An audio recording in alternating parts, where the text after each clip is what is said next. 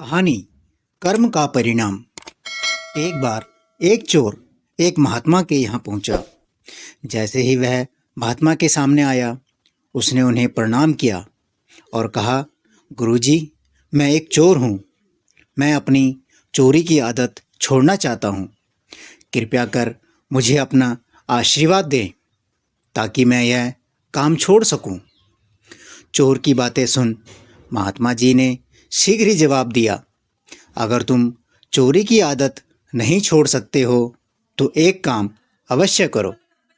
चोरी करने के तुरंत बाद अपने गुनाहों को उन लोगों के सामने स्वीकार कर लो जिनके यहाँ तुम चोरी कर रहे हो, या फिर जिनके यहाँ तुम चोरी करने के इरादे से गए हो।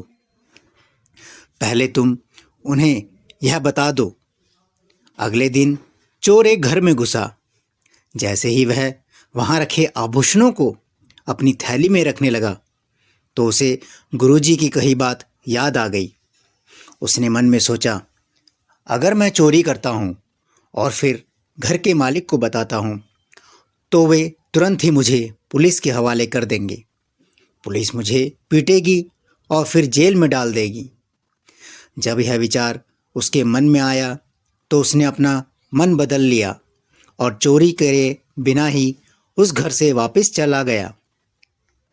उसके बाद उसने चोरी करने की बहुत कोशिश की, पर सज़ा के डर से वह एक बार भी ऐसा ना कर पाया। वह गुरुजी के पास वापस लौटा और कहा, आपने ये कैसी सलाह दी है मुझे? अगर मैं जानता हूँ कि मुझे चोरी की बात घर के मालिक को बतानी है तो ऐसे में मैं चोरी कैसे कर पाऊँगा? गुरुजी ने जवाब दिया, मैंने तुम्हें यह सलाह इसलिए दी ताकि तुम चोरी करना छोड़ दो। जब तुम्हें मेरे शब्द याद आए तो तुम सावधान हो गए। तुम जान गए कि तुम्हारे कर्म अगर ऐसे ही रहे तो उसकी क्या सज़ा हो सकती है। इसने तुम्हें अपराध करने से बचने में सहायता की।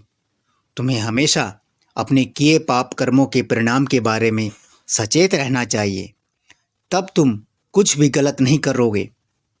ज़्यादातर लोग जागरूकता की कमी के कारण गलत कार्य करते हैं। इसलिए किसी भी कार्य को करने से पहले हमें उसके परिणाम के बारे में अवश्य सोचना चाहिए। दोस्तों, सच ही तो कहा है, कोई भी बुरा कार्य करने से पहले हमें उसके परिणाम के बारे में सोचना चाहिए, क्योंकि परिणाम कितना भयंकर हो सकता है ये हम नहीं जानते। इसलिए हर कार्य को सोच समझ के करें, अपने कर्म सुधारें। जय श्री कृष्ण। राधे राधे।